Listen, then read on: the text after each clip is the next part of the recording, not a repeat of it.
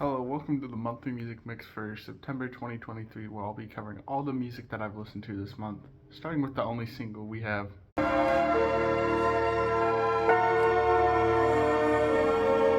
the Caliphate by Earl Sweatshirt. The Caliphate is the second single for the album Be or Die.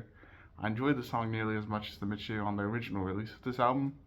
The Alchemist's production is fantastic as always, and Earl and Vince Staples, who is featured on this track, flow effortlessly over it. Overall, I'm loving this track. However, it can't really compare to the tracks that got cut for the streaming release of this album. And with this in mind, I'm giving this song a light 9 out of 10. Onto the albums we have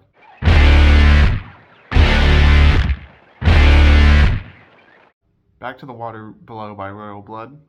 Back to the Water Below is the latest full-length album by duo Royal Blood. This album takes what Royal Blood has been doing and just puts them in weaker songs, in my opinion. This album is the only Royal Blood album where I haven't really had the urge to come back to any of the songs, unlike their previous albums like Typhoons and their self-titled album. Probably the only really enjoyable moments on this album were the tracks Shiver in the Dark and Tell Me When It's Too Late.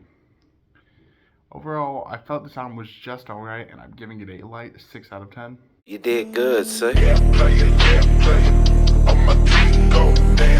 Next we have I No Longer Fear the Razor Guarding My Heel 5 by Suicide Boys.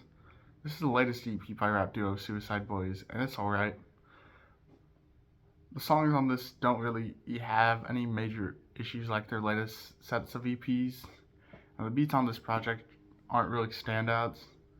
Overall, I thought this project of 3 songs was okay, and I'm giving it a high 6 out of 10. Right. Next we have Flying Objects by Smoke DZA and Flying Lotus.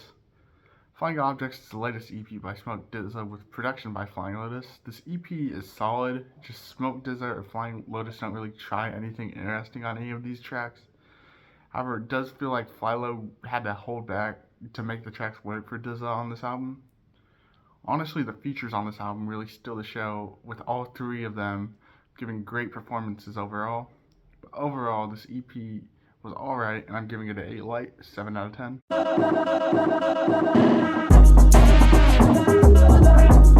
Next we have We by Diabetic Test Strips by Armand. We by Diabetic Test Strips is the latest album by rap duo Armand, and it's great. Unlike their last album, Haram, this album has a wide range of producers on this album, making the production be wild, which I think works to this album's benefit. Whereas the dreamy feel of the first 2 tracks or the heavy industrial sound of Trauma Mic, the album feels like one cohesive project that goes in wildly different sounds. Honestly, there's only 2 tracks I would say are kind of weak compared to the others, which are the before mentioned Trauma Mic and this track Y'all Can't Stand Right Here. Or outside those tracks, this album is consistently great, and I'm giving it a light 9 out of 10.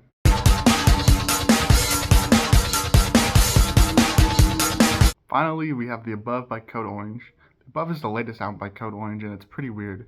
This album jumps all over the place, whether it be trip hop, like on Mirror, the classic metalcore sound the band is known for on The Game.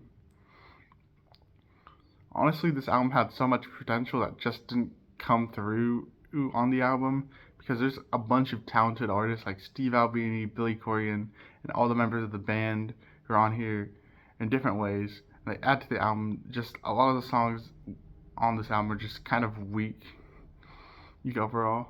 Like, there's genuinely great moments on here alongside some pretty bad stuff like Circle Through. I don't really like that song at all. But overall, I thought this album was okay, and I'm giving it a light 7 out of 10.